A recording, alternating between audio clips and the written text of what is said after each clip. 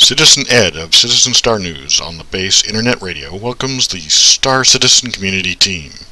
Community managers Ben Lesnick and James Pugh with extra special bonus guest lead moderator Will Lewis.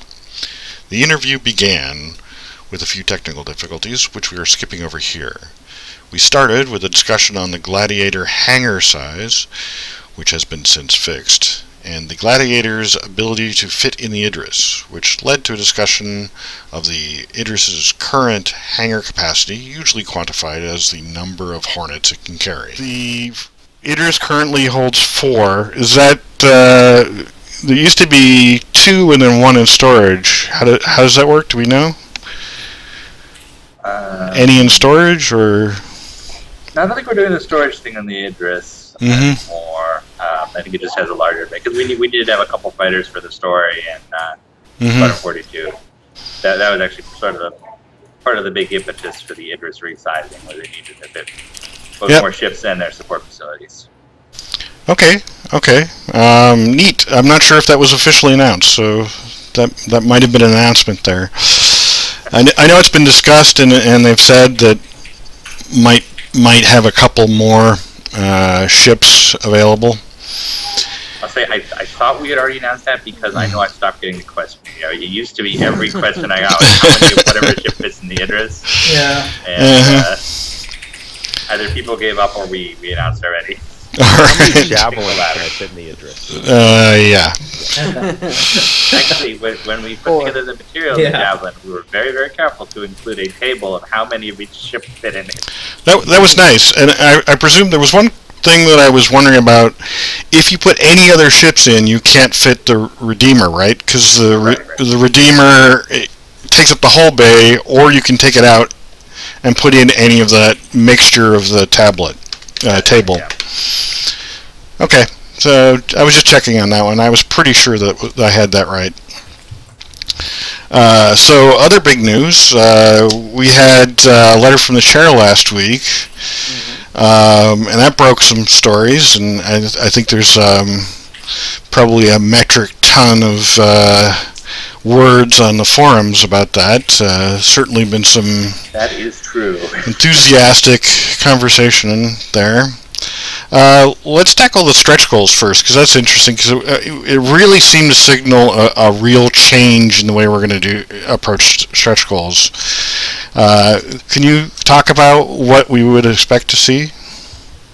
I think it's not necessarily an immediate change in everything, but we're still going to have the occasional stretch goal say, okay, here, we came up with this cool idea, we need more money for this, or hey, we love you guys and we happen to have some flair we can give you, we're still going to do that. But it's not going to be every million. Instead, for every million, it's going to be, here's a more in-depth look at what we're doing with your money. That's Chris's philosophy on that right now. You got pets, there's no more need for any more stretch goals. I get a space bunny, I'm happy, we're done. So, yeah, that's interesting, and yeah, I actually noticed that the modularity got added as the last stretch goal, which I'm kind of happy about, because as much as I actually support the pets stretch goal, it's kind of embarrassing to have it as the last one. It definitely won't be the last. I mean, modularity won't be the last. It's just not. Sometimes we really stretch to come up with a goal. Yeah. So this time, it's going to give us more freedom in the long run. And stop all those media stories about, StarCitizen's doing too much, they're promising everything, and they'll never be able to deliver. I don't know if it'll stop it. It might slow it down a little bit, but That's our aim, to slow it down a bit. And the one thing we've noticed is that journalists will ignore us until there's a letter from Chris Roberts, and there's 50 stories on it. So. Yeah. Every time. It's like if you look at any of the major websites, if you just search StarCitizen, it's always nothing but funding milestones. It's like, you can report on the game too if you want, but yeah, we've done some cool stuff there also. Yeah. Yeah, so I think people would still like to see the occasional flare item or backer reward and things like that. That's still going to happen occasionally? Yeah, that's definitely still happening. Good, good. I will say that our philosophy for the flare items now is we want to do them in advance. Because I am personally tired of saying, hey, by the way, you get a laser pistol someday. It's an exercise in delayed gratification, right? Trying to teach patience. Yeah, never mind. Yeah, gamers are good at delayed gratification. Yeah, they're a patient group. Well, it's a skill they could use. So maybe you can help us with that. So change the game. And then the sort of design documents going to start being attached to Chris's letters? Is that the deal, or is it still going to be a regular comm link? It'll be both. We've got a schedule of regular comm links that are separate from the stretch goals, and Chris basically sent me a list of like 30 things he'd like to do for future stretch goals, and I figured this out. So we're working on casting those up to different designers and engineers. Great. So the modularity is very interesting, and it largely came as a response to feedback, as I understand it. I know there were. Right, yeah. Yep. There was some. There's always been a high level of modularity planned, but this is definitely amping it up a level. I think the biggest thing about this is we're promising what we intended to do internally already. So this was maybe we can't launch with this, but we're going to do it down the road. It's something we all want just as much as everybody else, and now it's codified. And how soon is this going to start getting into the pipeline, and how soon do you think we'll start seeing the effects of this? My guess, without looking at the schedule, is that we will start to see it first on the Cutlass, since they are there's a significant need for the Cutlass in Chapter 1 of Squadron 42. So I think we'll probably have this system applied to the Cutlass in the closer term. Okay. Neat. And how about the Connie? People are really interested in it for the Connie. It's coming too. Connie. I know everybody looks at the Phoenix and like, oh, we got to redo the Phoenix. We got to change this. Which I actually like. I love the Phoenix, but I could see wanting to swap out the hot tub for empty space, or something like that. So that's basically for the Connie. It'll get assigned to a technical artist once we get closer to 2.0 for Arena Commander, because that's where we're going to need the closer to final form Connie. Final form, yeah. Okay. And then it mega evolves into the I was about to say. So yeah, the comlink actually mentioned the Connie as part of the inspiration for it, the feedback on the Connie, and then it's listed as several ships, so people weren't quite sure if the Connie was going to get it, but it didn't make any sense to do that effort and not include the Connie. Oh yeah, I would say you'll see a modularity pass on pretty much any multi-crew ship.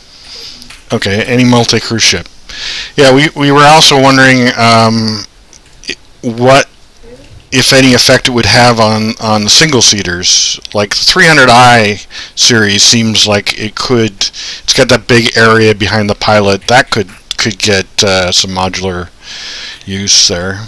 I would say yes, but it'll be in the longer run, and it'll be more of a trickle down. I think what we're going to see is our designers and engineers perfecting the system, probably on the Cutlass and the Caterpillar. And then once the system is, hey, it's in, it's working, you can just, pull it over to, hey, and by the way, you can rearrange the back trunk of your 300i, or change the bed in your Aurora, because it'll be much easier to do at that point. Okay, that makes sense. And these modules, when they're not in the ship, are they going to take up some physical space in your hangar, or they're more like the weapons that are off somewhere virtually? Well, I'll tell you, the weapons will take up space in your hangar down the road. Oh, okay. So everything that should take up space in your hangar will someday. Oh, okay. All right. Right now, we're kind of on that weird line between, the weapons are virtual objects in Arena Commander, the game in the StarCitizen universe, and also they need to be stored somewhere. So you'll see them in the hangar by and by. Right. and maybe that's what the stacks of things with tarps over them in the Revel New York, at least that's the way it looks. So oh no, we got a big tarp reveal plan. Yes. It's a tarp. Okay, let's see. Ships have always been described as not being locked into a single role. Is modular just an expansion of that concept? I think that's kind of asked and answered, but do you feel like taking that on a little bit? Yes, I'd say it's just giving you more options. I mean, pretty much any ship you can take to a different role just with the settings we already have. You know, even if your Constellation Phoenix still has a hot tub in it, it can still be good at fighting if you outfit it with some better guns. It can still be good at exploring if you outfit it with a better jump drive, and so on. So there's always that aspect for every ship, you know, taking some direction. You can dogfight in your hot tub. Yes. It's not an absolute. I mean, I know it sounds like an absolute. You know, an Aurora is never going to be good at bulk cargo. It'll ship its little cargo pod and that's it. So it's not that every ship can do every role well. It's that every ship can reach for every role. I think it's great. I mean, I think I've looked at some other games where you see the ship type and then immediately oh, I can beat that, or I know how that's gonna perform. So I think it's going to be very interesting where you can have more Q ships and surprises with a lot more variability. Again, this is something that we kind of expected, but it's more than we've talked about before. Yeah, so it's great. I think that's a great thing. I think some people are a little worried about the impact to the schedules. What do you think about that? I trust our production team to work it in as necessary, and that's the great thing about stretch goals. When it is a myth that if you double the size of the team, the game comes out twice as fast. But it's also true that if we need to hire one extra artist or one extra programmer to make this happen in parallel, that the money allows us to do that. Exactly. So this 1.0 coming out really soon, it sounds like it's a really big patch. Like there's a lot of new features, and it's a big change. Yeah, the thing I'll caution people about for 1.0 is it's not 1.0 as in here's a perfect game. It's going to be 1.0 as in here we've broken this in so many new ways. For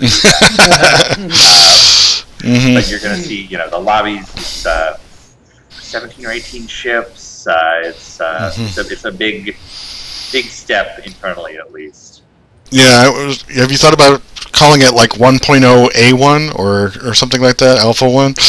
Well, yeah. When to 1.0, we've officially hit alpha. Yeah. Although I think that's alpha of Arena Commander rather than alpha. Yes. Because there was specifically a different definition for alpha of StarCitizen, but we knew that. A lot of people were interested in when 1.0 comes out. The multi-crewed ship types were interested in getting maybe a Cutlass loaner instead of a Hornet loaner. As I know it's been mentioned a couple times, but I don't know if you guys saw that.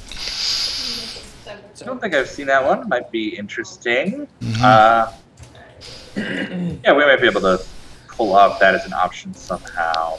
Because like the Freelancer and Aurora types, the people who bought that, the Cutlass is going to be a lot closer than the Hornet for that experience. Yeah, I mean, that's actually interesting. I mean, I don't know if we've had those meetings yet, but when all these other things happen, we should decide on what the other ships are going to get for their temporary ones. I think the normal rules will apply. Like they'll be wherever they fall along the line. Because a lot of new ships will be in 1.0. I forget. Is the Cutlass more expensive than the Hornet? No, it's less expensive. Okay. Although one bit of technology that I think no one in the universe will ever know, but it's super important for the future of this, is that we just developed a website ability to take something away from you'll see with the holiday decorations. Oh, you can turn those off? Yeah. Yes, it's a turn on and off things in the hangar like that, and that will, I'm pretty sure we could do something on the same line with the lunar ship. You mean the festive holiday decorations? Festive holiday decorations, yes. Thank you, copywriter.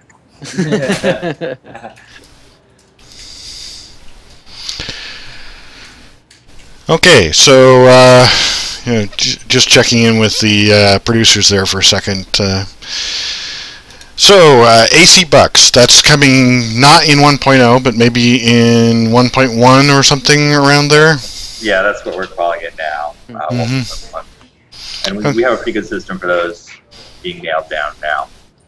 So it's still a little bit in the air. To some degree, we have a pretty good idea. Do we know how we're going to earn those? Basically, just combat and arena commander. And racing, I presume. Racing, yeah. All the modes will have some sort of reward, and we're also going to have less of a free for all, more modes where it's competitive. So it's an all Hornets ranking ladder and all M50s and so forth, and all the different modes. So the more of a challenge you take, the more of a reward there will be. Okay. And do the losers still get some cash? Well, that's going to be a balance issue because I know we will launch it and we'll have people think, oh, if I lose this mode enough times, I get the cash, and there'll be all sorts of exploits. So I think the real challenge for us will be having the system respond to that after it goes live. And people logging in and walking away from the match, things like that. Okay, yeah, that's all interesting. So it may be very. In fact, I know they talked about this, having it based on percentages of hits, number of kills, so not necessarily linear. You won or you lost, but it's responding to your stats. So not necessarily zero stun. Okay. Yeah. But that makes sense. You sit there and you do nothing, you're not going to get anything. You want to make it as nuanced as possible. Right. So can you buy ACBucks with UEC? I don't think so at this point. I mean, I think they will apply to the same store. So if you want to buy, a Hornet Pass for a month or however we end up offering it, you can use UEC or you can use ACBucks. Okay. By the way, I hope we continue to call it ACBucks. They have a name now, but I don't remember what they are. We'll get it changed. I think I remember, but it's not as good as ACBucks. It's ACBucks now. Will these be compatible with the FPS module, the ACBucks? Right now, I don't think we have a plan for upgrades like that in the FPS. That's one that's much more up in the air. In fact, we had a thread about it recently, and people had all sorts of ideas, but we haven't locked down to one thing. But in the long run, yes, they'll be the same. In fact, I think the background for the ACBucks is that they're the digital currency that Original Systems uses, and Original Systems puts out both the FPS module, which does not have a name yet, and Arena Commander. Okay. That makes a lot of sense. Because if you end up with each module having its own currency, that's just an extra pain in the ass to deal with. Yes, it is. I will say right now, you will never see a fourth currency for FPS. If we have things to earn in FPS, it will be with ACBucks and UEC. So that's why we should really call them ACBucks. Does Original have a cash shop for UEC? There's a whole bunch of fun questions you can have about what's Original's profit model and things. And oh yeah, I'm looking forward to parroting all that stuff with the fiction. I did the original Systems write-up, and it's just a pastiche of Richard Garriott and Chris Roberts' Origin back in the day. It was like a million in-jokes, and I was like, this is too much. We're not going to run this. And I showed it to Chris. This is the best thing you've ever written. So, I'm looking forward to expanding that with many more game industry references. Okay. Yeah, I think that's a really fun thing, and I think it's great because you can do different models for the game, and it still applies in the long term because the game will still exist in the persistent universe. Okay, I had a question about the M50. I know Ben and I talked about that a little bit. I've still never found a reference to the M50 being promised to being kept limited. I know it was pulled back. The 350R was a little different. There was some indication that it was supposed to be a limited ship. Is that going to be revisited at all? Because it'd be nice to have a racer in the shop. It is. Well, you will have a racer very soon. The Mustang. Yep. Mhm. But yeah, I would say the M50 will probably come back in the near future, probably permanently, because it was not intended to be a limited ship. You're exactly right. Same for the Gladiator, which we'll be bringing back shortly. Yeah. So people should be warned that just because it's limited at one point in time does not mean it's always going to be limited. Yeah, the system is supposed to be. We offer it as a concept sale. We offer it as a hangar-ready sale, and we offer it as a Flyable. Once it's flyable, then it's available in some form permanently. So we will revisit that for the M50. Good. I think that'll be good because even when the Mustang comes out, I think it's good to have a couple racers. Let's see. Similarly, I've been doing a lot of new player recruitment and talking to people in various forums about getting into StarCitizen. And one of the things that keeps tripping them up is the Arena Commander Pass. And that was introduced, as I recall, because there was initially this thing about alpha slots. Mm-hmm. And you ran out of alpha slots, but you still wanted to allow people to come in. And what's the thinking about that now? Could that possibly be revisited? Because it's really confusing to folks. So I think we have kind of stealthily revisited that without anyone noticing. For most of the basic packages now, we've just upped the price $5 and included the Arena Commander Pass. Oh. So it's increasingly difficult to not get an Arena Pass when you're a new player. When you buy a package, yeah. Well, that makes some sense. We definitely had, people raging out about being nickeled and dimed because they have to do that extra $5 pass. And I was wondering if it actually served a function, a positive function. I think one of our thoughts when we first thought of that was that if someone didn't want, like if they buy a package but they don't want to play Arena Commander, but they want to play a different module, that there was a way for that allow them to pick and choose what they wanted to play. Well, the big part is we want to respect our early backers. We told them they would have alpha access, and then alpha access was limited. So we don't want to go back and say, okay, now it's unlimited, everybody wants to play. But we also want everybody to play. So it seemed like the happy medium between those two was to offer the Arena Commander slots and then use any income from the Arena Commander slots towards our server stuff. So, well, just personally, from my perspective, in my toe in the water as it is, I don't think, I am frequently surprised by what people get upset by, but I actually think that's one of the places where you might be able to pull off a change and have people be okay with it, as long as maybe, go through a communication process.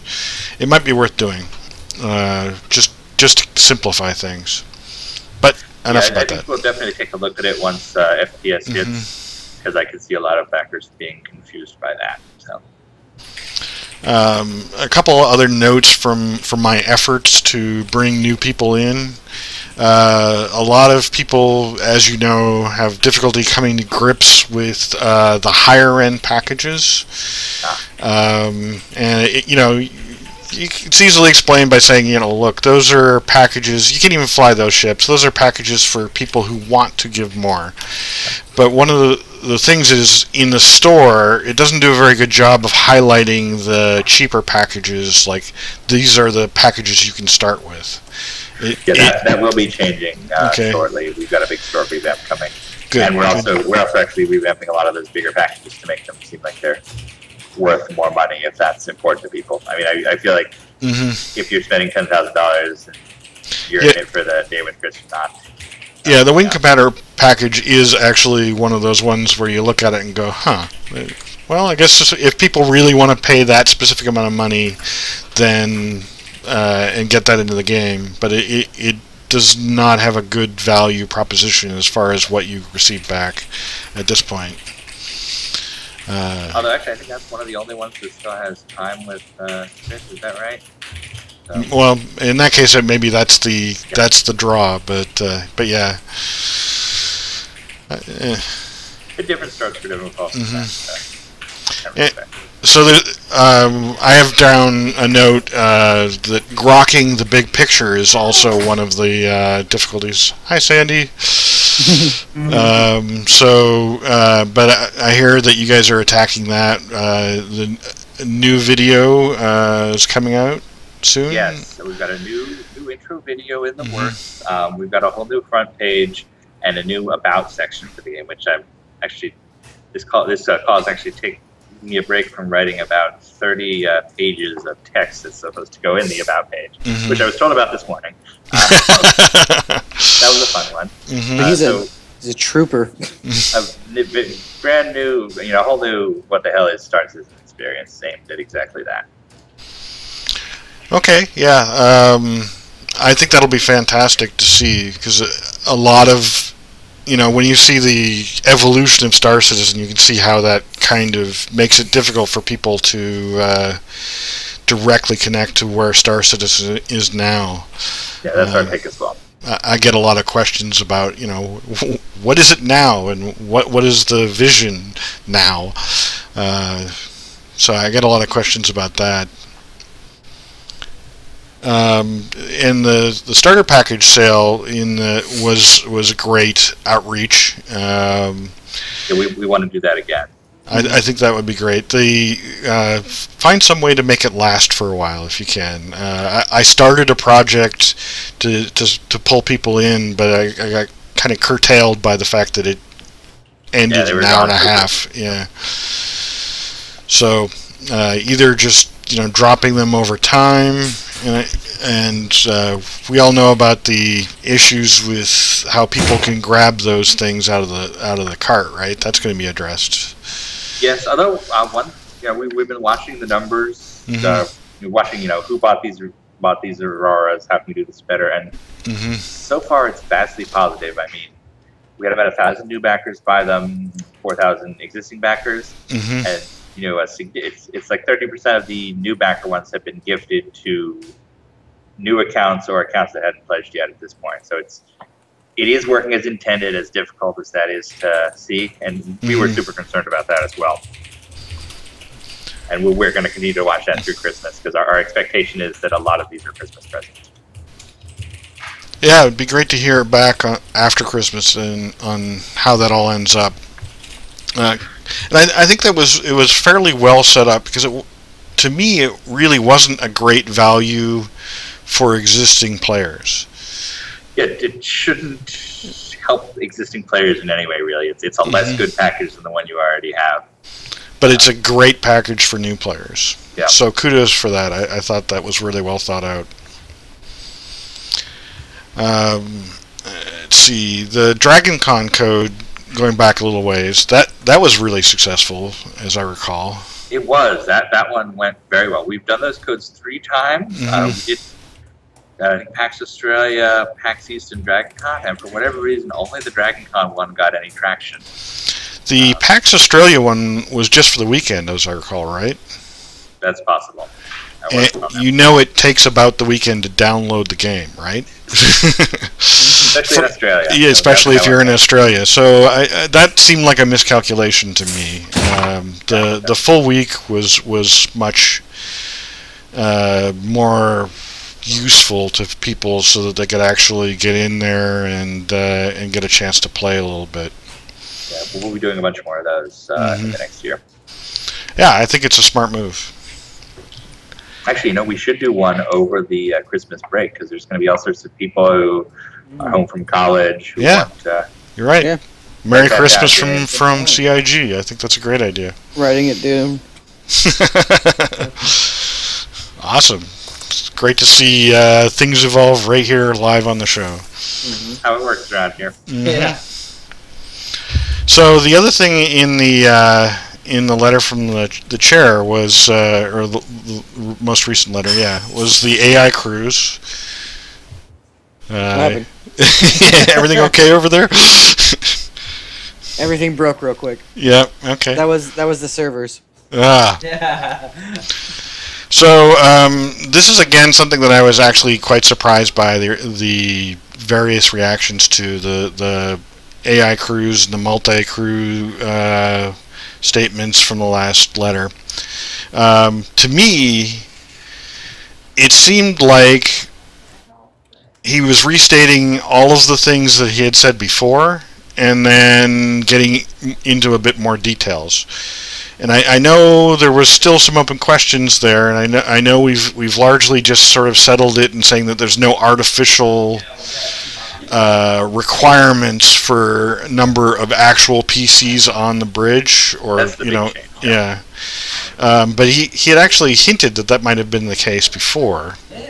He'd been thinking it through. In fact, I think it was the week before this. He came on the Reverse the Verse live stream and said something about the Carrack maybe needing more than one player, and that drove everybody crazy, and it kind of became an issue again. Yep. So he took some time and made his choice finally.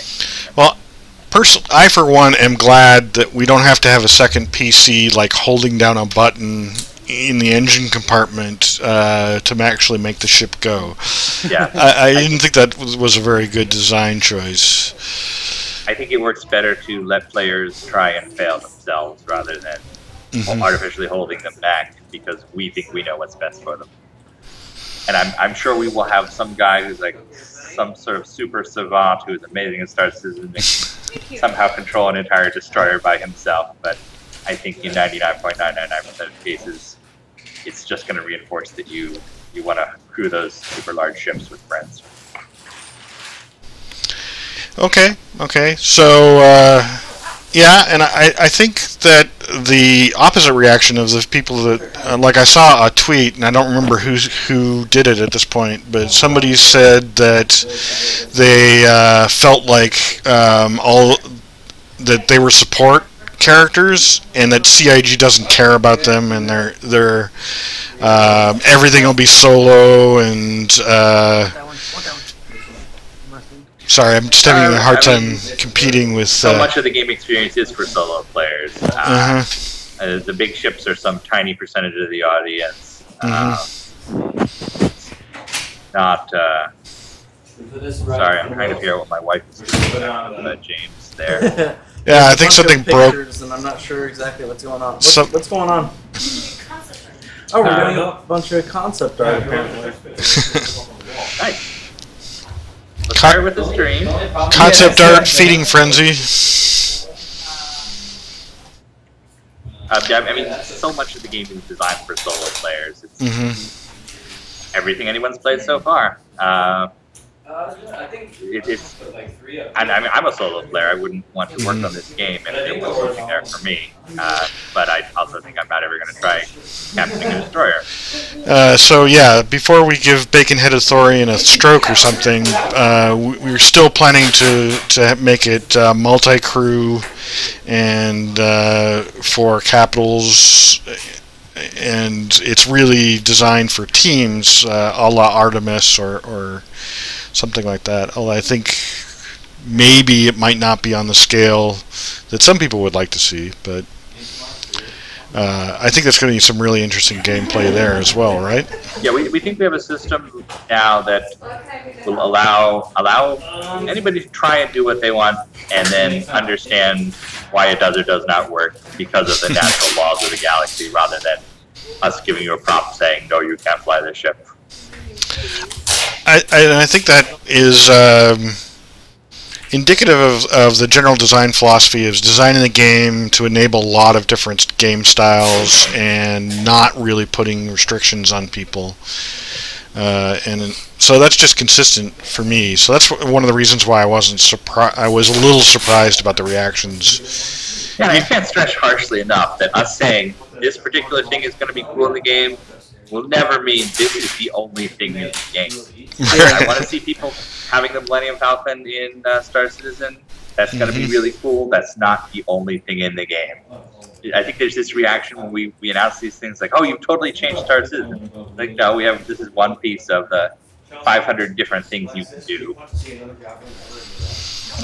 Okay, so yeah, and I saw your comment about that this really does apply to capitals as well, and so we're not expecting any big changes from the comm link on Friday. No. Just a lot more details. Why do you guys not like the Javelin? Okay, so moving on from that, let's see.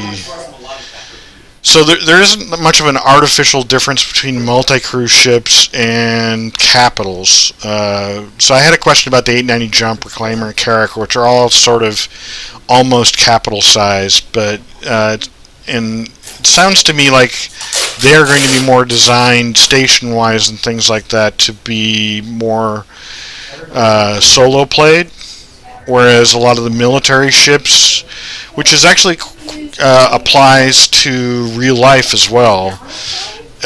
Current day, capital ships and military ships are designed for bigger But you're crews. cutting off there. Yeah, it's getting ridiculous because of all the background noises. Okay. Skype filters it out. Oh, me? Me? The tape noise is particularly the Scotch tape stuff. But anyway, so maybe just talk a little bit about. Well, let's move on from that. I think that's good enough for that space. Let me go over. So Okay. the idea is that if you want to solo fly, Constellation or a Kr'Thak or some ship of that size, we're giving you that option, and it's a totally reasonable thing because the ship is small enough that you can switch from position to position reasonably. As the ships get larger and larger, Corvette, destroyer, carrier, we're going to say, okay, same system in play, you can try it, but the reality is you will need NPCs to be effective. You will need friends to be more effective. Okay. Well, that makes sense. I mean, it's like basically what we're doing is it's Star Trek 3, where they set up the Enterprise to fly with just the main bridge crew, and then it goes off and gets into a fight, and it turns out 7 people on the bridge aren't enough to beat off the Klingons. With disastrous results for the Enterprise, yeah. Yes. Okay. So next topic I wanted to ask about is near and dear to my heart. There has been some talk about citizen journalists and yep, that's the Javelin concept art. I can see that in the background. So citizen journalists, what's the current thoughts about how that would work? About people getting reports into the Spectrum and can you speak we're still totally dedicated to that concept. It ties into our Galactopedia idea, which I think you'll be seeing more of in the over the course of the next year. You will. Yeah, I don't have a lot of details for you right now, but it is still something we're very committed to. And I know Haddock and Will specifically have been thinking about that for a while. Good. So, have you had much thoughts about, say, news organizations in the verse and how they would interact as opposed to individuals? No, I don't think we've come up with a lot of background for actual news organizations and what they I mean, other than we're coming up with a lot of sort of prompts for how we'll generate news from in-game events. So, the Space News Service reports on the discovery of a new jump point by so-and-so player, and it's been named whatever. But as for kind of the politics of the news organizations, I don't think we've done the fiction on that yet. There is some about the existing ones, but I'm actually thinking about the player news organizations, and because that's my plan for how to play in the verse to a certain extent. Although I'll probably have an alternate character for freelancing about too, just so I can actually play the game. Yeah, I remember seeing all of this kind of evolve in Ultima Online way back in the day. You would have, there was no journalist career, but you would have players who they decided to be the scribe of their particular server and so on, and they build assets out of the game. They would have their website where they report and everything. So we want to give people those tools inside the game. That's all. Sounds great. Sounds great. How much conservatorship or oversight do you think there's going to be for these kinds of things? I think it's going to... I'm not sure what the answer to that question is. So I'll say right now I have not thought about that one. Okay. So another topic, Zen and the art of watching the stats page. So Travis Day the other day released a spoiler about the size 5 nose gun on the Avenger. Yeah, we're all happy with that. This is why I have to be around when he talks. And then some other people did some interesting looks at what their impression of what the size 5 gun would actually look like on the Avenger, which they're fairly accurate. To me, the gun sizes are abstractions. The class 5 or size 5 just ended up being bigger than expected. But you'll stick to the spirit of it, right? That's pretty much the goal for all the ships. They're never going to match the specifications we came up on the kitchen table 2 years ago, but they're all going to match the role and how they are compared to the other ships in the world. Yeah. So I see these stat arguments every day. I know they mean that people are passionate about this game. They love these details. But also, don't worry. We're not out to get any particular ship. We're not out to secretly make one ship better. They're all going to have their pros and cons.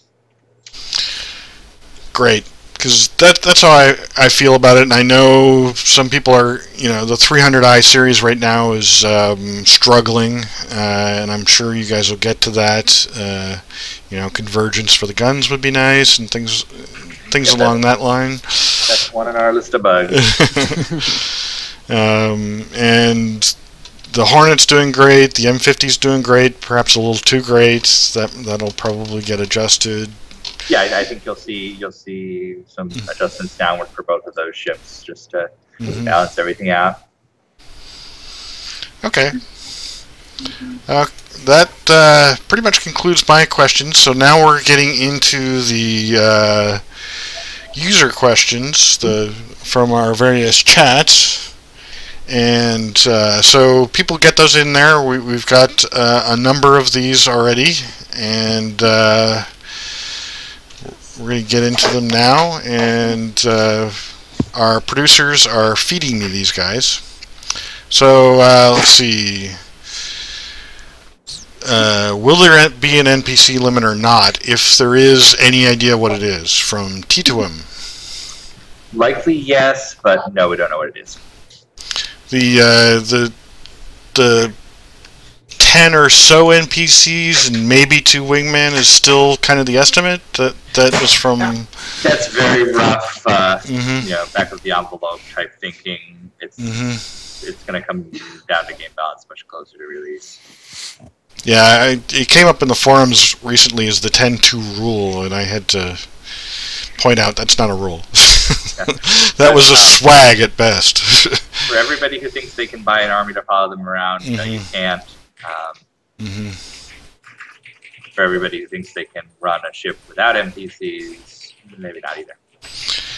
My point, and I think it's valid enough and important enough, I'm going to restate it here, is a lot of this is both play balance and server performance related. Really shouldn't be locking down those rules now because you've barely gotten into building that part of the system, right? Yeah. So it would be premature to do that. Sorry to feed you that. We know how we'd like it to work, but what tech and everything else will allow is TBD. Okay. And we are still thinking that we are going to have NPC wingman, and you can actually, if you're logged in, it sounds like you can actually have them run missions for you, essentially, at least the simpler missions. Yes. One thing I should at your own risk. Ship doc, because I know it didn't go into NPCs a lot. It's not intended as a replacement for the existing NPC system. It's another way to try and control larger ships. Okay. So NPCs are still very much at play throughout. Very good. Another thing that people ask about a lot, and actually this is worth going into detail a little bit, even at this point. NPCs are, in general, not supposed to be better than PCs, although they will have a range of competency, and that'll be determined by how much experience they have, and to a certain extent how much you pay to hire these guys. I should say pay in the in-game world, not in the give us extra money to have better wingmen. Yeah, the pay-to-win side of things. But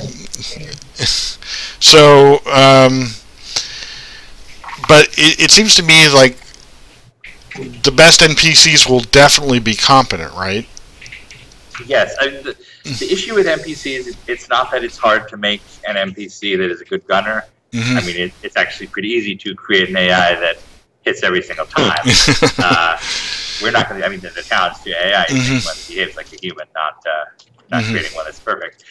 The big deal for NPCs on multi-crew ships is that there's just that, I don't know, it's like a blood-brain barrier between you and them. If I'm flying with James, and I'm like, James, you're my 6, man the turret, and he can do that. If it's an NPC, and like, oh, okay, communicate NPC 4, here is one of the list of options, that one. It's not the same thing. It's necessary. It's a loss of fidelity, and it's also it's just not the same thing as having a friend cover your wing. And one thing that comes up during conversations, often because I bring it up, but the NPCs, like the Navy NPCs on a patrol ship, those guys are going to be competent, and they're going to be used to working with each other, and we want that. We don't want pushover NPCs that you can take a cutlass up to an Idris and knock them over. Oh yeah, there's nothing like that. I mean, we have a fantastic guys at Moon Glider are doing an amazing job. They're going to be on it. You've seen in a space game before, but there's still that how you order them around, what you do with them, how you behave as a unit. That will always be a limitation. So a really competent NPC that you pay a lot, is there a chance that he just decides, hey, I can buy a ship today, and goes off and does his own thing? I don't think we'll do that to people. Oh, okay. We have talked about mutinies, so it's possible. Because, they have their own agendas, right? That was one of the points. Yep, they're in it for themselves. So, yeah, you try to take them on a suicide run, maybe they're not that happy about it. Yeah. You might have to pay extra for low morals if you're doing that kind of thing. Yep. Okay. And for illegal things, I can go hire somebody to clean my living room, and then when I tell them to commit a murder for me, they're probably not going to be that into it. Maybe they valid point. We'll find out. It depends, though, but maybe. Yeah. But that's an individual thing. You're right.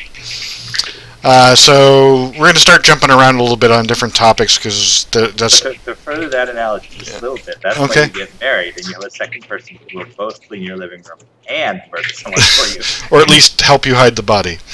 Yeah. Right. So I think I know what the answer to this one is, but what happened to the bed from the 315P? It's still there in the model, right? Yeah. Right. The entire 300 series, the last time I checked, and I had a 315P, and I actually used the clipping feature to see the bed in there. So I don't think that's removed. It's just never been animated, so it comes out. Yeah, that's right. It's behind the wall on the starboard side. That is a bug waiting for a technical artist, and it's one of those things where, okay, we've got 15 ships to balance an arena commander. We need them to shoot their guns. We need them to shoot their missiles. We need them to have their shields. We need them to do their electronic warfare stuff. A working Getting bed the is more bed to important come out than is not a priority, but it's something we will do. We have some comments from the Peanut Gallery that a working bed is very important. Okay, so see, do you already have plans for the quest missions in the PU? Will there be some overall story like in SWTOR? Yes, we want the ability. So very, very, very early on, we dreamed up the StarCitizen world as this kind of take on fall of ancient Rome, and we had all these placeholders we wanted to see in our head. Vendul sacking Earth, fall of Terra, all sorts of things like that.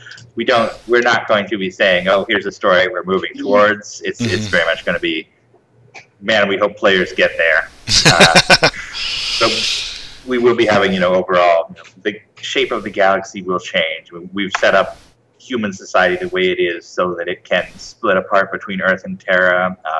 We've set up these aliens the way we have, so there's shifting alliances, and there's going to be, the Vandal will be launching their campaigns on Earth. The Banu will have their own self-interest. It's going to go on and on through the history. And we'll be playing Game Master to some extent, and a lot of it will be what the players choose to focus on.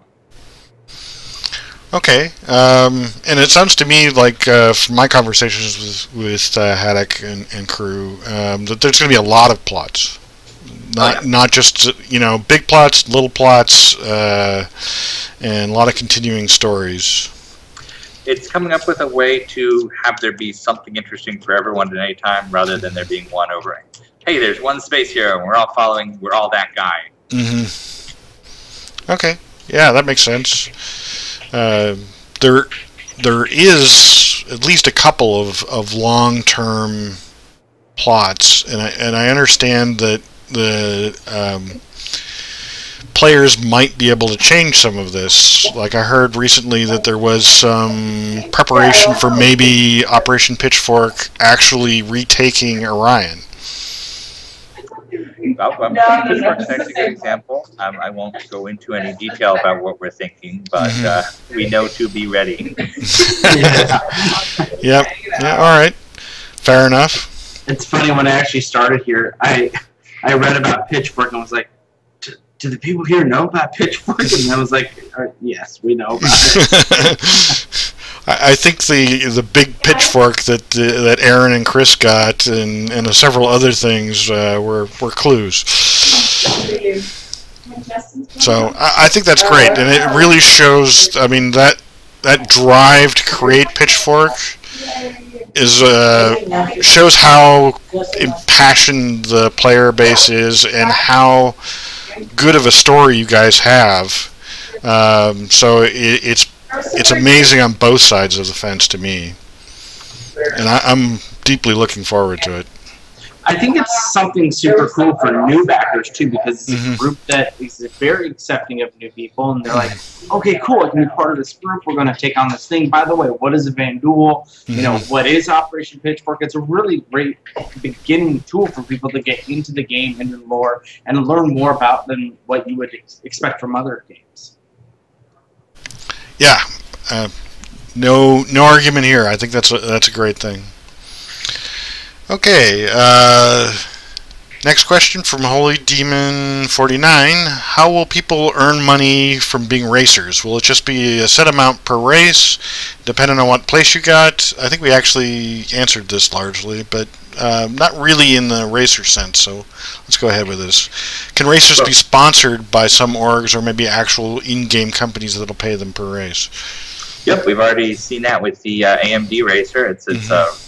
It's a ship sponsored for a racing team. But yeah, so there'll be ordinary racing prizes. Winner gets whatever, second place gets whatever. And we also want to have in-universe betting, if that's possible. That's always a legal question. But we want hey, I'm challenging you, and I'm going to bet whatever. At least between two people, that's easy to do. And support racing for pinks? Yes, that was great. That would work really well. You got to get NVIDIA in there for sponsors, so you can get a big red versus green rivalry going on. Well, we're going to get the paint system to you guys, and you can make your own NVIDIA racer. Okay. Nakara has the next question, and that's pretty cool because he's done some great stuff on, I think that's a he, on Reddit. Always enjoy reading his posts over there. Is this the guy who does the like financial stuff, the tracking of the crowdfunding? I believe so. A lot of what I read are he's very good at getting summaries together, although he's one of a few of those. Yeah, he's great. Yeah. How much detail is planned for star systems? Should we expect to see moons, dwarf planets, comets? Thanks, Ben. Short answer, yes. One of the first things we did was sit down and try to figure out how to make space more interesting. At some point, Wing Commander becomes, Doom without a floor, no maze, because there's just nothing out there. So I think one of the first entries in our team wiki compliments, our team wiki, is stuff we need to fill space with. So that's coming. Okay. And there's a couple things that have come up, like binary systems that are more likely than single solar systems. And Ben, you said you follow my Twitter, so you've probably seen all of the astrophysics news, and there's a lot of interesting stuff that people are figuring out now, like the twin planets and just amazing things out there. Luckily, our writers are very on top of science news like that. Dave Haddock and William Weisbaum are constantly bringing that stuff into our internal description systems. We also have two honest to goodness astrophysicists on StarCitizen now. Neither of them is employed as the team astrophysicists. They're people working on the game who happen to also be astrophysicists. I know one's with Moon Collider. Where's the other one? I use the other one's at Behavior. Oh, okay. Very cool. So we're starting anyway to run things past them. That would be good. So they're all going to be involved in the actual makeup of the star system. So we won't have any more sucky black holes? Oh, I'm sure we'll screw that up. All right.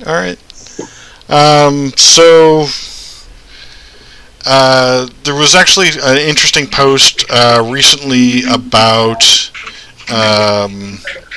the physics of space travel on Reddit.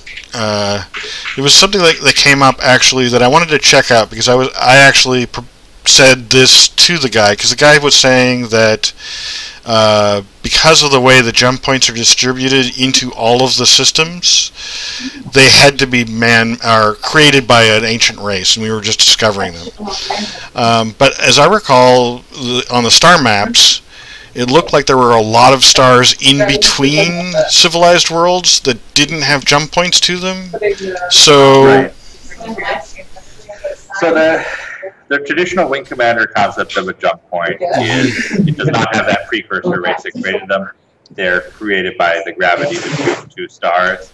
I'm sure there's very little science to that, but well, I actually came to the same conclusion, because otherwise the jump points would more commonly lead to empty space. Yeah. So the idea is they're dragged from star to star, and they can change. So if this star goes supernova, suddenly all its jump points shut off, and we have a different map of the galaxy. Interesting. That would be a pretty frustrating day for space haulers and a real bonanza for explorers. Okay, so I had it basically right. Yeah, I'm personally not a huge fan of the precursor race story where the ancient aliens came before us and they created this thing when we're coming to use it. It's been done so many times. Right. I'm sure we will be discovering ancient aliens, but hopefully we're going to break the trope a little bit. Yeah, well, there are the story until it became the all story. Every sci-fi contingent story had to have that. So we do have the Hadesians, but the inhabitants of Hades, but they don't appear to be the ancients from Stargate. They don't have to be all powerful. You know, they're not ascended. They're just a civilization we happen to know nothing about. So we're the future ancients. Yeah, that's a better way to put it. Yeah, that we know of. I think the part that always kills me is Star Trek: The Next Generation with the Iconians in like their first season. There's an episode where like, oh, and everybody. By the way, they're these ancient race that had like portals all over the galaxy and they rule the universe, and we're never gonna mention them again. Okay. Yeah. Right. What got me is when like just a bunch of video games had that story, and they all came out around the same time. Like Halo 4, Assassin's Creed, like everything had to do with an ancient race that was way better than us, and we could never achieve what they had. Well, Mass Effect, every Mass 500 Effect, yeah. years, there's a giant meat Terminator that eats people, and then 50,000 years. 50,000 years, okay.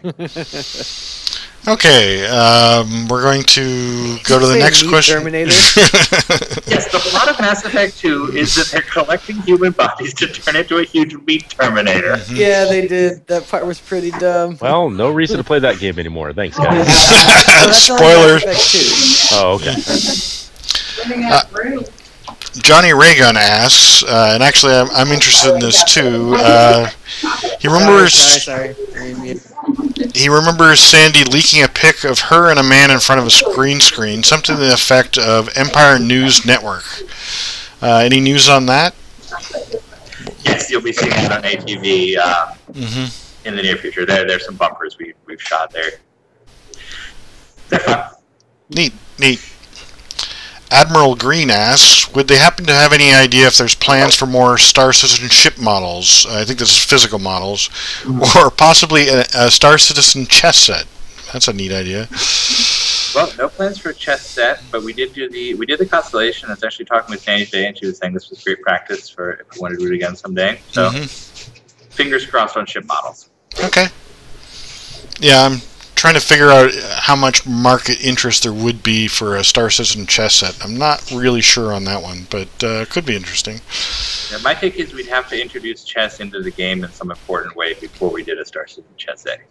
Oh, that ties into the lore builder about what people do in their spare time, play chess.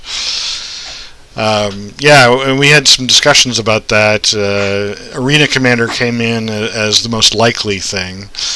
But the ability to like crowdsource mini games for like Mobiglass apps also came up, and I think that's an interesting idea.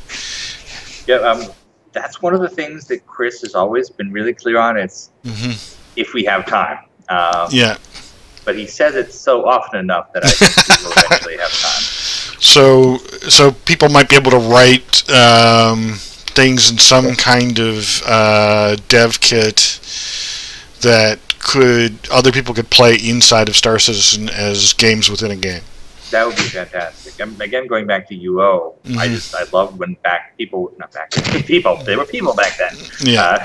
People would come up with like the mapping tool, and it would be some external application. And eventually, the developers would say, "Oh, this is really cool. Let's bring it into the game." We want to be able to do that right off the bat. So we might be able to play Aurora Crash on our Mobiglass. Well, that's great. I think things like that are. I mean, to a certain extent, it sounds like a huge pain in the ass, but I think it would be a hell of a lot of fun. So I actually hope to see that. Just need to find a good way to put it in a box and keep it from disturbing other things. Yeah.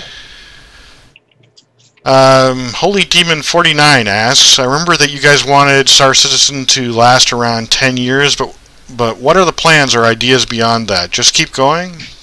Maybe we do what Guild Wars did and create a second game a few hundred years later? I would say just keep going. I mean, I think we say 10 years because that's kind of the typical how you pitch something to business people. Say, oh, well, this will last 10 years. And then the goal is to keep it running forever. Again, like Ultima Online. But I think what we want to do with the setting is create... we have this great setting, and we can create all sorts of stories set in it. They don't all have to be StarCitizen. We can do, Squadron 43, Squadron 44. We can take off in some other direction. But we should always have that main through line of StarCitizen. Everything can always come back to our living world that's evolving. Okay, yeah, that's great. That's actually more of an answer than I expected, since I thought that was a little bit beyond the event horizon. But you guys have been thinking about it. I think probably in any game development project ever, the team is always thinking about what else can we do. So there's always that. So have you guys done anything on the Linux support side? To the best of my knowledge, that is on the Kr'Thak side. I am not technical enough to understand it. My understanding from how Chris speaks about it is that it's not something we need to be overly concerned with. That it just sort of will happen per our contract with them. But we'll see. But we have promised it, so we're going to do it. Yeah, and I do get Macintosh questions fairly frequently. We would love to do Macintosh. I get them frequently too. It's entirely, that's on the Kr'Thak side. Okay. Yeah, and there's going to be a few subsystems that are probably going to need some audio potentially. Whenever you add something to the game, you have to figure out what you're going to do on the Linux side, as opposed to just relying on Kr'Thak. But yeah, we've been tracking Kr'Thak very closely. They were also wondering about the 64-bit conversion, and I'll remind people that it is already 64-bit integers that's already done, and it has always been done, basically. But we're talking about the 64-bit floats for the big maps. That'll be coming before AC 2.0, because we need those big maps for multi-cruise ships. Yep. And my understanding is they're making great progress on that. Okay. Let's see. From someone that's totally not Rogue, any freelancer news, anything, and I think the biggest news is it's probably going to get the modular treatment. But anything else on that?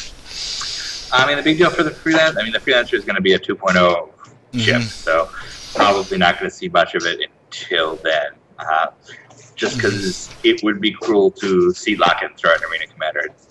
It will disappoint a lot of freelancer owners when it's just doing combat. Yeah. All right.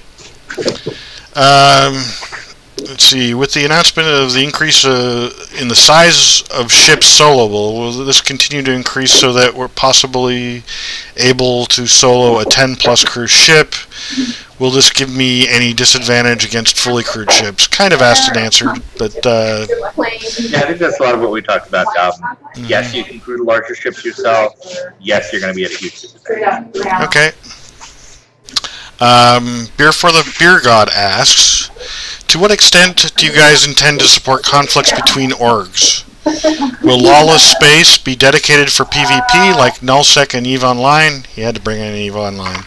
Or is there another game we can compare the planned approach to?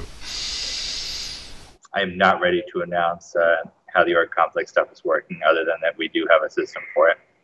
All right, fair enough. Warwolf asks, with the upcoming implementation of all release ships in AC 1.0, will there be new systems being implemented, such as sensor systems for the Hornet Tracker and stealth for the Hornet Ghost? I don't want to say yes, but I believe we do see the first start of that system with 1.0. I know they had it working. It's so hard to know day to day what is actually working in the build. But if it's not in 1.0, it's coming very shortly afterwards, and they've done most of the groundwork at least. Yeah, we saw in Bug Smashers a look at how chafe was going to work and how that affected the visibility, essentially stealthing things behind it. So that was actually interesting features on Bug Smashers. Let's see. Next, I'm going to skip that one. We pretty much know that one. Will players of the PU Inverse Arena Commander be able to earn AC credits to play with bigger ships? Can you buy ships as well as gear in AC with the ACBucks? Well, I guess to further clarify, PU and AC are different. AC is the game you play in the StarCitizen universe, and AC credits apply only to that. It'll probably keep going after we launch because it's Wing Commander in StarCitizen. It's what people in the StarCitizen world play. Right. But whatever the passes you earn in that, the guns you earn in AC, not the ones you buy for everybody, right, will stick to just AC. In the Persistent universe, you're earning actual UEC that you do with as you please in the game universe. You'll buy larger and larger ships, you'll buy upgrades, all that. So you're definitely thinking you'll be able to buy new ships as well as new gear with ACBucks. Just for inside of AC, but inside of AC, we're not sure about buying the ships. We're thinking we have a rental system all worked out because we need it for subscribers. So whether or not you actually buy a ship is just for AC forever. This is just talking that one out. Okay. Okay. My take would be that there's no reason not to do it in the long run. Right now, we're still worried about people saying, "Oh, but I paid $200 for my Hornet, and this guy got it just for playing." And it's so hard to explain the difference between, well, their Hornet just plays AC and can't be out in the world. The world doesn't exist yet. It's a tightrope there. Okay, that's great. Let's see. If the community has been known for contributing and running their own projects in support of or as tribute to the work you guys do at CIG, what are some of your favorites? Which ones will you always remember? Sorry, what are we always remembering?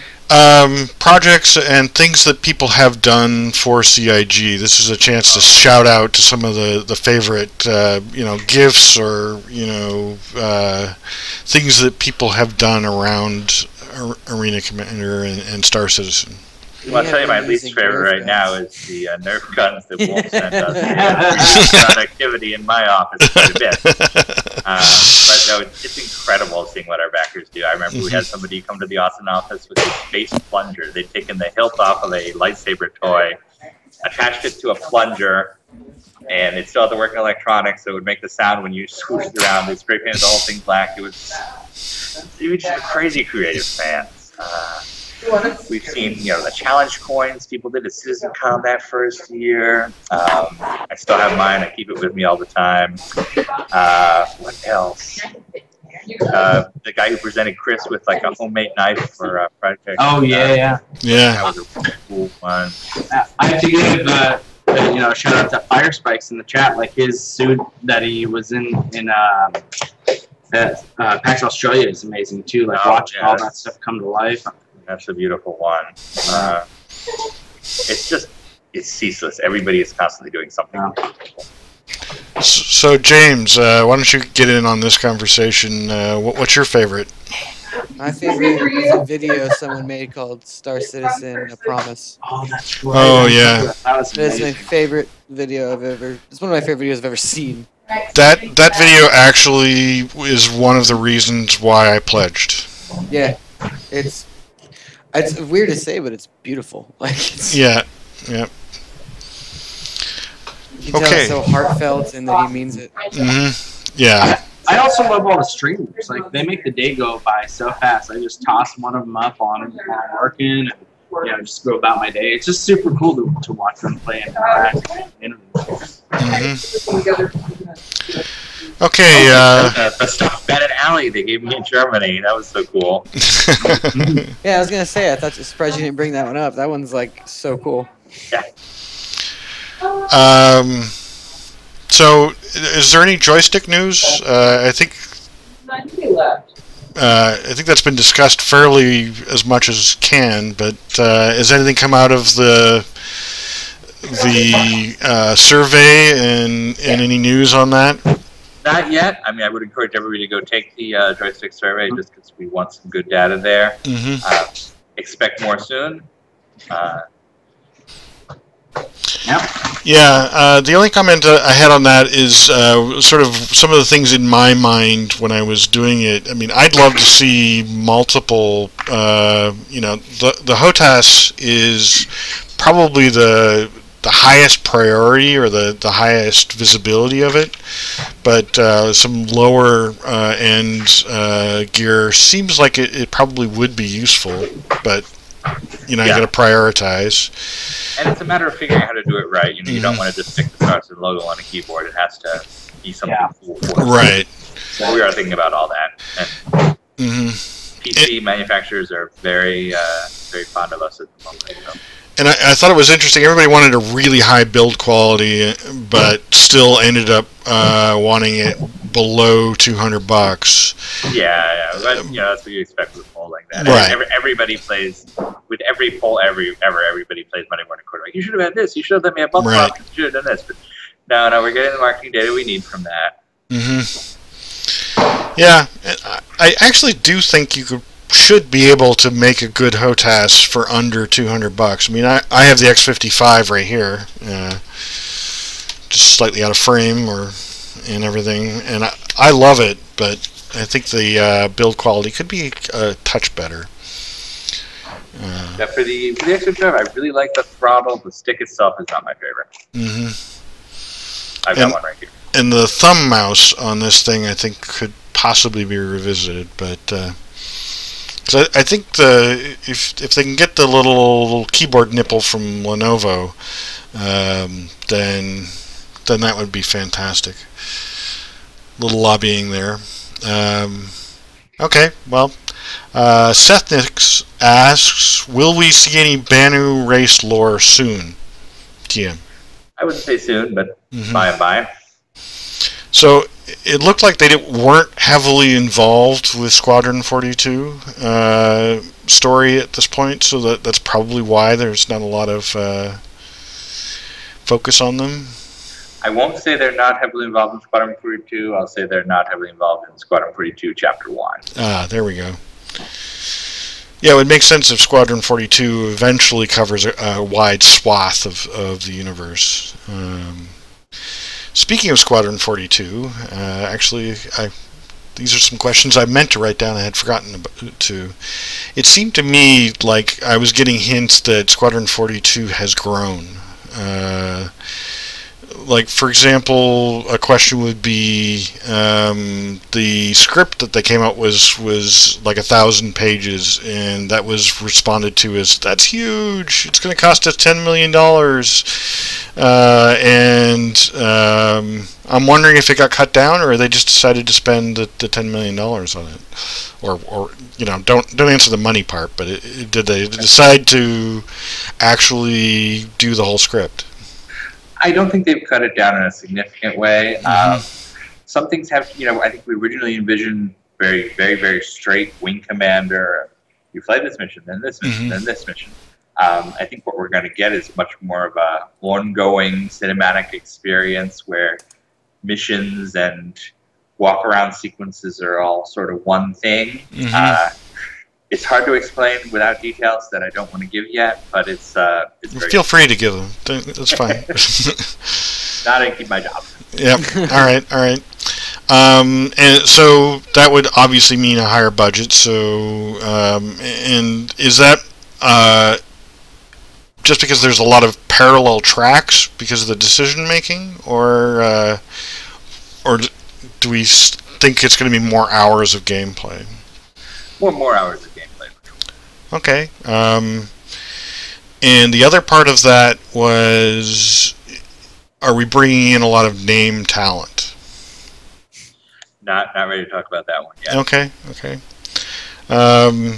So, just to go on, I'll talk about that for just a second. I mean, it's certainly clear that name talent is very much in the Wing Commander legacy. If it's a spiritual successor to Wing Commander, it makes sense to bring in some names. I think what people are a little nervous about is it eating up cash because of the funding model. Yeah, I was actually looking over the budget for Wing Commander 3 recently. because that's the kind of thing I do in my spare time. It's surprising how little the budget went to the name actors. It's tiny amount. Like, I was like, wow, if I were Ginger Lynn, I would not have taken this job. I couldn't live off that. I was actually trying to come up with a Ginger Lynn joke on that. You know, Mark Hamill, I can see working for Peanuts, but Ginger Lynn. I'm surprised you went there, but interesting. I actually stay in contact with her. She's actually a really cool lady, but that's neat. So she's my example. And she deserves more money for Wing Commander 3. Okay. Ben's taking a hard stance. Yeah, I'm not going to go too far down that road today, but that's I think that's great. So, and we at the base would like to advocate for Mr. Trendane. He's been trying to go for the voice of Galactopedia. We've got Israel. Yep. He's updating his Galactic Guide pieces now, so might want to check them out again. Yeah, those things are awesome. Yeah. And Zephyr also does some interesting pieces with the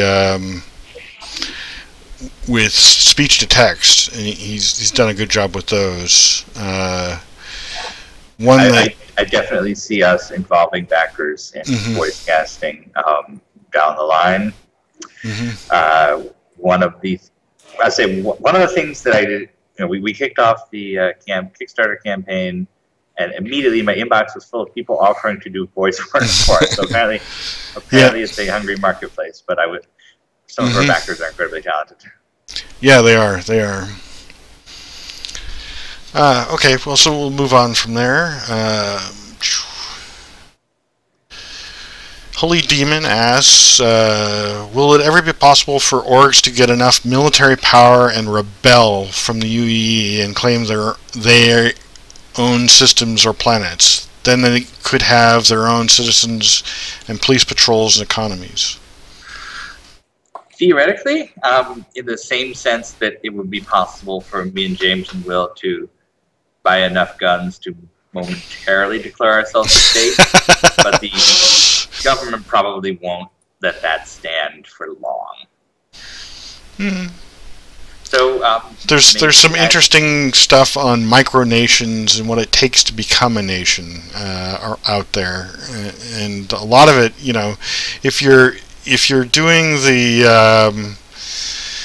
the Lesnick Empire of Santa Monica, that's one thing. That's probably not going to go very far. But if you find some space that nobody else is using, that's a little easier to do. Or get enough money to buy some space from a third world nation. People have tried that before. See, as the world story progresses, the political climate will change, and there may be a point a little bit down the road where maybe the UEE doesn't have the military forces to hold on to all of their distant territories. Okay, neat. Soupy Triple X asks, I've never seen CH products in the CIG studios. What gives? I think that we do have some CH joysticks that we test with there in Austin, but I believe we had to buy them ourselves, so we don't have as many of them. Logitech has been great about sending us sticks. SciTech has been great about sending us stuff. Thrustmaster sends us stuff. Maybe they have sent us stuff, and I don't want to offend them by saying they haven't, but they are in Austin and not Santa Monica right now. Okay. Question from Fearing and Hate. Does the Retaliator have variable-sized underwing missile pods like the Gladiator? I am not sure. I will have to kick that one down the road to guys in the UK who are currently specking out the Gladiator. This one is marked as controversial, so grab onto the arms of your chairs here. make sure you're properly seated. I didn't do it. They came that way, I swear. Yep. It's gonna be all pets, isn't it? No. With the recent appearance of gray market Javelins and the Auroras that were intended for new backers being snapped up by current backers, do you still feel that the sale model which was used for that sale achieved what you were aimed for? I think you've already answered the Aurora side of it, but what about the Javelins? We're totally happy about the Aurora side of it. For the Javelins, you know, everybody thinks that everyone else in the universe is out to get them. Any single ship will show up on the gray market. There's no way to stop that. There's also no way to have a sale that says, okay, you can only buy this if you have the purest intentions. Please check this box if you're going to keep this and not that. There's no way to do it.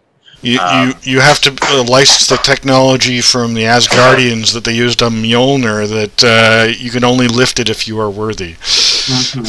You can only add this to your cart if you are worthy. Yeah, so my takeaway from the sale was fix the cart exploit. A lot of this, everybody thinks that every other, if 1,000 people are trying to get 200 ships, there's always going to be 800 unhappy people. I think in the long term, we focus on ship numbers rather than some lottery system or a capture system. Because any single thing is still going to leave exactly the same number of dissatisfied people, whether they are gray market resellers or people who want to have the ship themselves or people who just have too much money to know what to do with. So one follow-up on this. It's my understanding that the Javelins are they're over $1,000, so they're account locked. Right. And that selling accounts is against the EULA. It is. It's something you rarely catch because who would ever notice? When people are stupid enough to write into CS and say, by the way, I sold my account, can you transfer this for me? Then we get them. But if they're out there in the void where we have no control over them, over the conversation, because we get reports from people like, hey, you got to investigate this ship sale, and then we'll look into it and we'll find out that it was their buddy who screwed them in some personal. It's always so much more complex than just this is a bad thing. Don't do this. But the real problems with account sales is it gets handled and the account sale goes, and then the guy can report the account as being hacked. We have seen that several times. We're good about catching that. And actually, veering off topic now, I saw a couple of reports of recent account hackings. Any comments about anything found or learned from those? No, there's an ongoing look at a couple of recent hacks. We're waiting for the report from our security guys. It's I would say that in 90% of times we've seen accounts hacked, it's always, hey, my buddy did this. I saw one the other day where it was the guy had their ship was turned into 90 arena commander passes or something, which we can very easily fix on the CS side. If that happens to you for some reason, contact CS. They will set you right. But looking at the IP logs and the history of everything, it was somebody there that did it. It wasn't some Chinese guy. It was the equivalent of, you leave your Facebook page open and somebody comes by and types in, I really need to remember to lock my screen before walking away. Yeah, I mean, some of our biggest things are, you mentioned the people complaining about account sales. We very frequently have people who write to us and say, somebody stole all my ships, and then we'll look into it and we'll say, oh, hey, there was somebody on Reddit with the same username as you selling your ship, and we talked to the person who bought it, and they have your email address, and this doesn't add up. So we do some more in-depth investigation there. And what we are trying to catch is, some fraud, type thing, which we have not found evidence of. It's always. And the two-factor authentication's coming along. It is. It's on the it's on our test server right now, I believe. I'm not sure how soon that'll be deployed, but it's not too far from now. Actually, James, you can remind us to ask Turbulent that on Tuesday. Yes, sir. Some people and I were talking, and we thought about the idea of combining the two-factor authentication and the USB sticks that are in some of the packages. Is that a thought? Probably not with the ones in the packages, because we have an idea for those already. I think down the line, USB sticks like they do on Warcraft and other games is a possibility. Right now, I think we'll just do the kind of typical Google thing. Oh, check your phone or email or whatever. Just that'll be how we launch, and then we'll have more secure thing, physical devices and such as it becomes more of a going concern. Okay.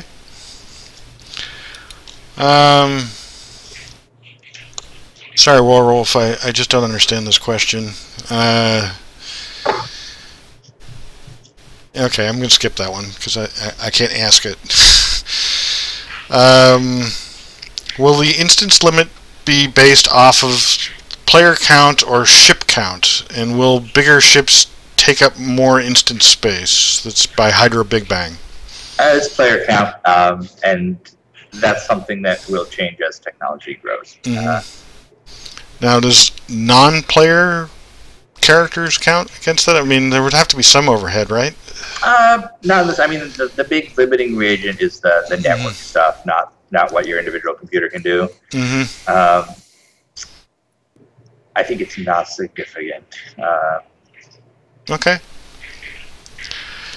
Saddle Sore asks, I've seen lots of talk in the forums, yeah, so of all of us, but anyway, do we have any updates on a possible crafting system in SC, more than ships turning raw resources into fuel or metals?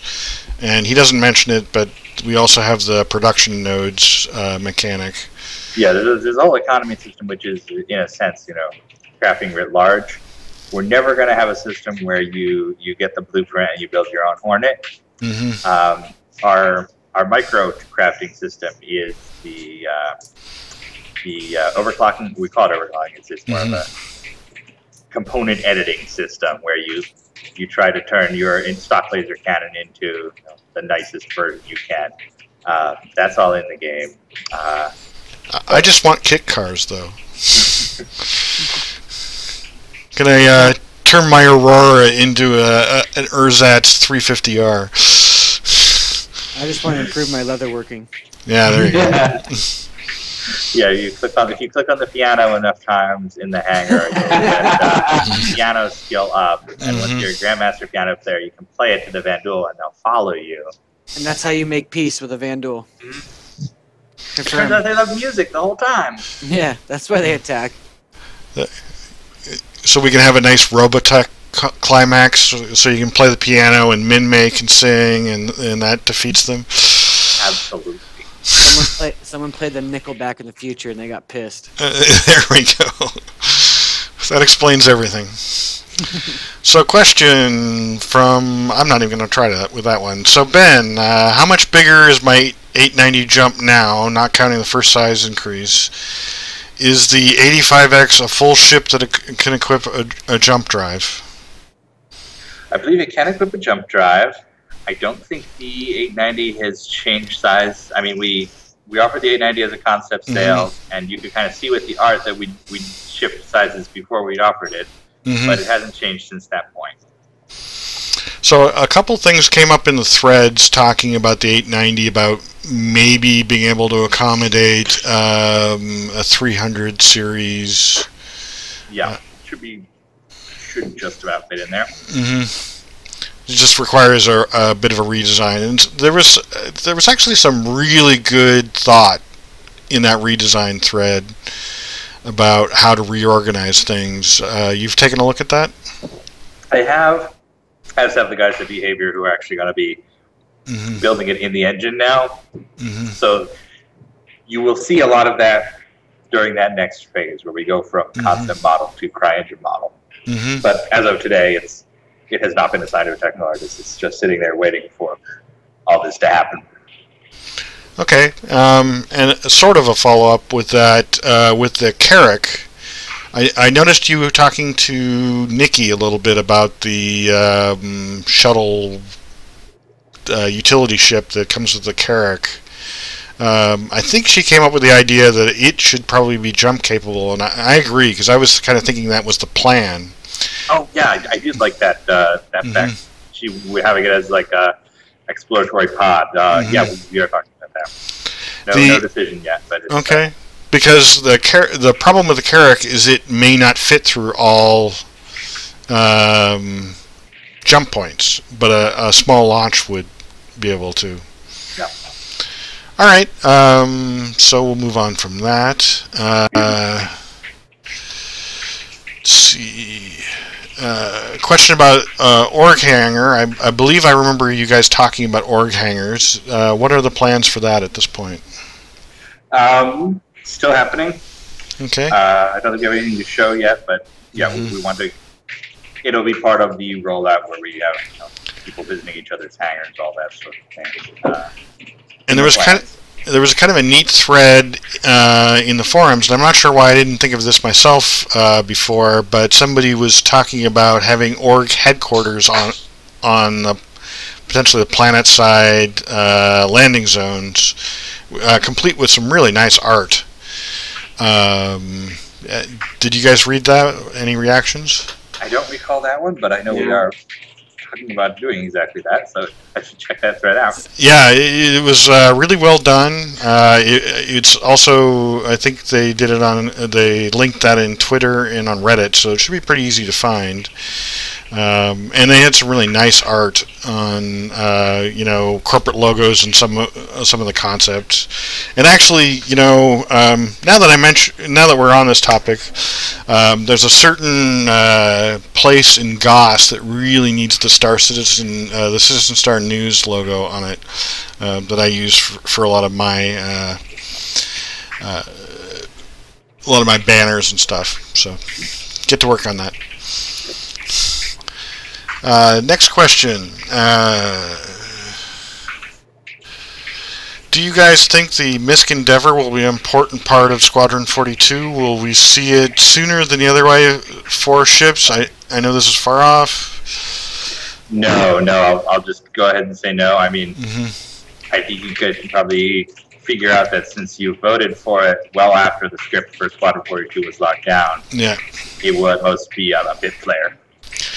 The Endeavor is an interesting ship. I think a lot of people like the exploration angle. A lot of people have really kind of focused on that, and it's captured a lot of people's imagination.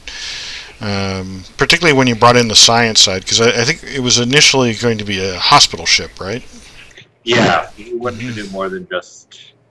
Basically, we wanted to kill two birds with one stone. Do you have an idea of how big that's going to be? So, right now, all it is a description that that I wrote. My feeling, and what I'll tell our concept artist once it gets designed, is that it should be a larger ship. My image in my head is always the hospital ship at Pearl Harbor. So more of a destroyer size sort of a. But I won't lock us to that because that's just what's in my head right now. It may change completely. I always think of Beverly's ship in the end of the last episode of The Next Generation.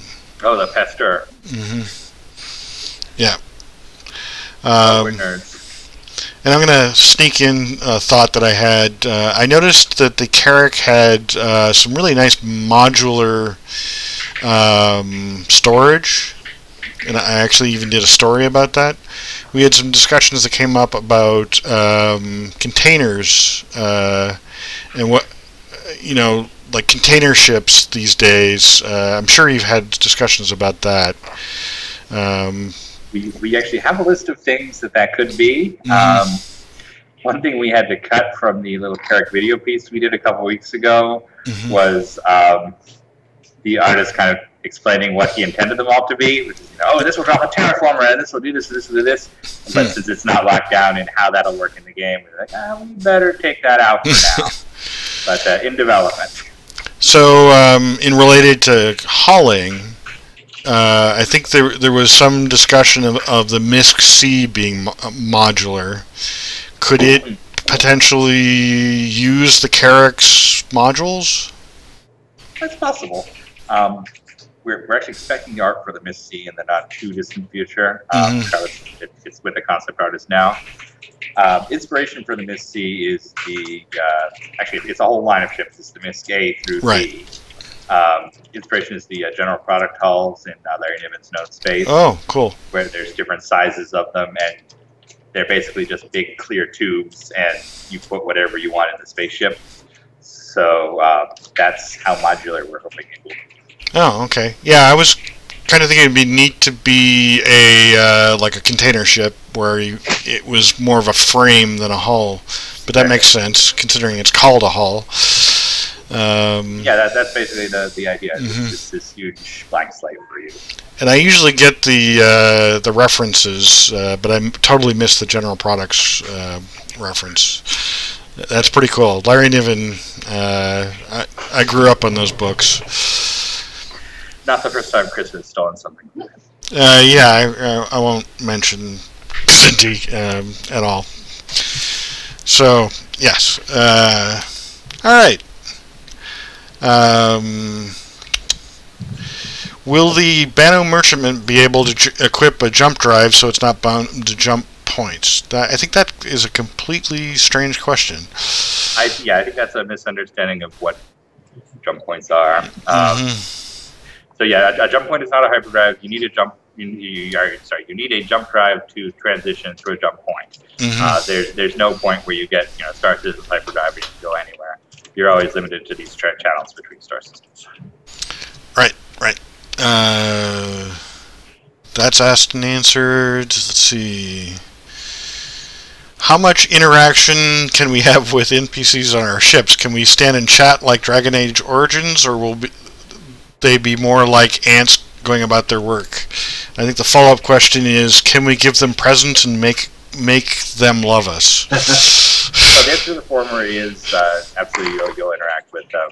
With the conversation systems we're developing for Squadron 42, it wouldn't be a Chris Roberts game if they just stood there blankly and ignored you. You're their captain. They should be responsive. Gifts, maybe not specifically gifts, but yes, the idea is that the better you take care of them, the better they will perform for you. Yeah, I really loved the Dragon Age Origins model at first, but then I realized there was a really disturbing theme of, people love us because of the gifts that we give them. So I'm not sure if that's a real good takeaway to get, but anyway. It's just their love language. That's all. Next question, are there plans for more physical merchandise? Plushy crabs, Thorshoe Grey is a suggestion. And I think we saw some flat Thorshoe Greys recently. Yeah, we've been decorating this set of ETV with the crabs. Every week I tell Will to make another one, and we slip it back there. No flesh crabs to announce, but it has been talked about. And there is new merchandise coming. We're going to start pre-orders for some stuff during the stream on the 19th. Sandy's put together some cool new options. Great. I really like the crab. The Thorshoe Grey is a really interesting design, and it kind of shows up in the Aquila ad, the Constellation ad, although it looks a little different there. Yeah, we did rebadge the crab for that ad, which is I think one of the reasons it keeps escaping from the hangar. There's a little bit of code that we did for that commercial. We do other commercials in the engine. So crab code that's causing that. We're all kind of delighting on it here, and I'm glad other people like it as well. In fact, one of my favorite StarCitizen things is seeing them develop the fish. We have something called Shotgun that's our shared team. It's like Facebook, but for developer art. So somebody in Montreal puts picture art, and then Chris tells them why it's bad. They post another one, and Chris tells them why it's slightly better, and so on. Just seeing the amount of research that went into the fish tank with all the concept drawings of different space. I think the first art they posted was like an actual picture of a fish, and they'd drawn tentacles on it. There's like space fish, and then there were like 30 pages of reference images. Clearly, someone had told them that space fish was not enough for this. And I love watching that one come together. But I think the Thorshoe could actually make a good pet for the pet system. Is that under consideration? If you feed it enough and it gets really big, perhaps. Yeah, there we go. Let's see. We're actually starting to run out of time, which we've been talking for a good long time, and it's been a great conversation. Let's see if we can find some really good questions. With new technology coming out all the time, has the instancing system grown beyond the original vision? And I know it's gone through a couple hands now. Is there likely to be increased population per instance compared to the original design? Likely, yes, but we're not at a point where we can specify yet. Instancing is always going to be the first, if we can move further away from it, we will. So let's get to the point where we're actually doing the instancing, and then we'll work on figuring out how to stop doing it. Yeah, okay. I know a lot of speculation happens on the instancing, and it's all something that we're both worried about and excited to see. So that's exactly how it is here too. Yep. And I guess Tony's doing a lot of Tony Zurovec and Tony Tyson, who I met at who I owe an email to, met at CitizenCon. Those guys are doing some great work over there, I understand. You'll be seeing a lot more of that early next year. Looking forward to it. Are you guys still cooperating with Warhorse Studios? Is there still a technology? Yeah, we've shared a bunch of stuff with them for the costume system, and they've taken some of our tech as well. So you guys rethinking the horses? You might even take their horse stuff and allow us to put horses on our starships? Delight the brown coats? I'll just say Space Horse is not a priority right now. Okay. Fair enough. And the character creation, there were some indications that that was going to help you go further than what was initially considered for that. Between getting Tony and his team online and between the tech from Warhorse, yes, there'll be a considerable upgrade to what we initially envisioned. In fact, I just saw some of the first simulations of the character creator. We've got a little bit of art in for the version that's going to be in Squadron 42, and it's cool to finally see, because that's been one of those big question marks in my mind all this time, is how is it going to work? And I think it is. Yeah, I think that's going to be really important, and I think it's going to be a really big deal, because people really want to project and create characters, or at least a number of a good slice of your community wants to do that. They do. One massive mistake that so many space MMOs make is they properly recognize that the ship is very, very important, and then they decide they can write off characters because your ship is your character. They screwed that up on what was the one that killed Privateer Online? The stupid Westwood thing, Earth and Beyond, and a bunch of other similar projects where you have to have both. You can't get away from letting a person be either themselves or some fantasy in the world. The fantasy is that you have a ship. It's not that you are a ship. Take that, Earth and Beyond. I'm so bitter about Earth and Beyond. Yeah, I can tell. I can't believe Electronic Arts chose Earth and Beyond over Privateer Online. There was some fire in your eyes. I was like, oh, Ben's mad. So I think the one pushback from that often comes up is that people don't want to be required to spend a lot of time fiddling with their avatar. So I think one of the good things that solves that is a good randomizer. Yeah. So you can push the button a couple times and say, oh yeah, that one's good. I'll take that one. Exactly. Okay, great. Do you guys still expect FPS and planet-sized modules to come out fairly close to each other? It was sounding like they were March-ish. Well, I'm not going to give up on it. Yeah, okay. They're currently tracking to be very, very close to each other. Just to the point that we don't know which will be first. Okay. I was hoping I could get you to slip on that one, but the March event schedule is quite extensive. It is, but I will say, even we will always have something to show, even if we don't have a module to release. So no promises for what we're doing in March, other than that we will be having fun for backers and maybe having some cool stuff to release. Maybe next year between January and December. And my birthday, we'll have that too. Yeah, birthday in March. Yeah. Big party. Oh yeah, StarCitizen party. Let's see. I think we need to make sure you get a lot of shirts and socks and movies. And movies. I was about to say that. I could use socks more. And Fireball. And shoes. But, yeah. No, he hates shoes. I only have one pair. Yep. He never wears them. Okay. So, will the hidden unknown alien race in the game from the very beginning? I answered that question in chat. Will there be races that are there already races that that the fans don't know about, or will we be able to are we going to create them as we go type of thing? And probably both. Okay. Yeah, definitely. I noticed that you guys were featuring what's the name of the race? The Tavaran. Tavaran, yeah. Yeah, it's my favorite race, actually. Yeah, I thought they're a very interesting race. It struck me as kind of odd that you guys hadn't been featuring them that much, because they should be all around us, right? Or maybe not in high populations, but they're in amongst you. They're in UE space. Yeah. And there's even a couple of them that might be citizens. Yep, or even senators.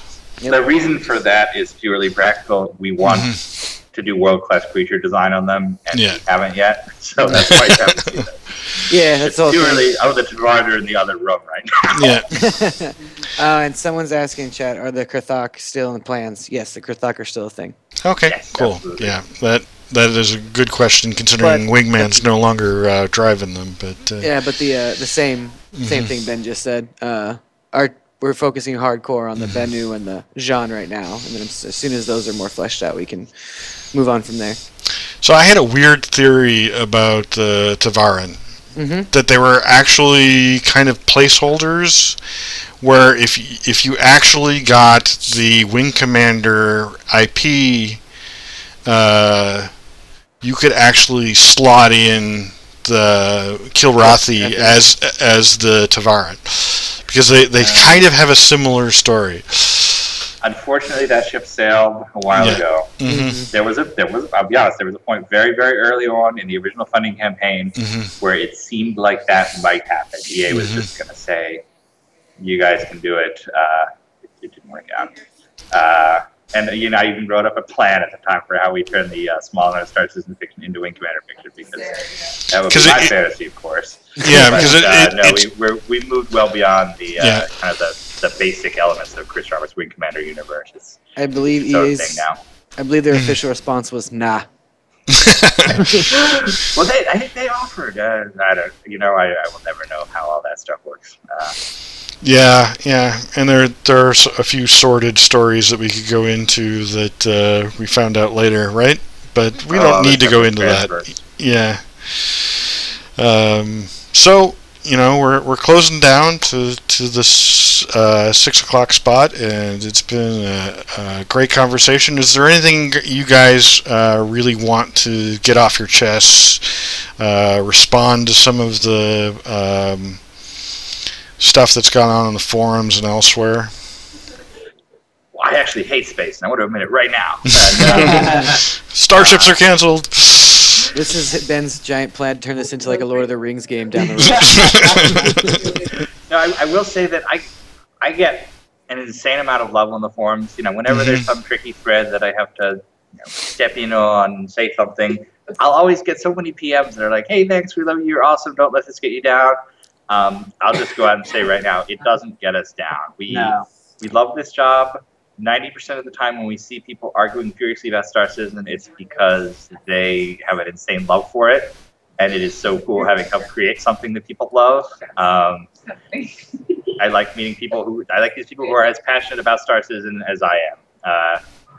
I'm never unhappy coming to work. Great. Yeah, no, I definitely agree. I feel, I don't know, man. Sometimes I feel like the luckiest person on the planet. Well, it's great that you guys have been there for a while, and you still feel that way. Yeah. I think that, you know, the community team especially, we get along so well that it's just really nice to come in and then, you know, and go on the forums. You know, it's nice to be as open as we are and can answer so many questions. So. Yeah, Ben and I were here for 24 hours in a row, and it was fun. You know? Why go home? In fact, we're doing a piece on Crunch for for ATV, hopefully next week, but if not, shortly after that. Just to show, you know, what it's like working towards a big deadline like 1.0. Mm-hmm. And I think people are going to see the team. The team is here because they love it. Yeah, let me know what you like and don't like about the show and everything else we do.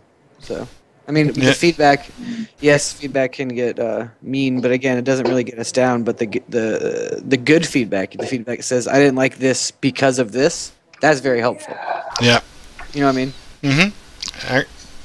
And it's great that the forums, I see complaints that the forums are over-moderated, but I see all the time that constructive criticism is allowed, and even, you know, flat-out arguing with things, as long as you're polite. Oh, yeah, definitely. I mean, my style is a little different, where I tend to let things just kind of run themselves out. Mm-hmm. And I tend to, if someone generally has a feel for why they don't like something and they do it in, you know, not a disrespectful way, then I just let it go. Well, very good, but I think we're out of time, and thank you guys very much, and a war is erupting in the community room, so I think this is an excellent time to say goodnight, and if I don't talk to you guys, have a great holiday season. Well, thank you guys for having us. Yeah, no, thank you so much. Bye, guys. Yeah. But seriously, we appreciate you having us on a lot.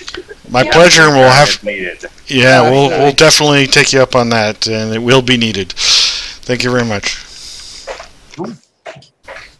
Thank you very much, and we'll see you guys next time.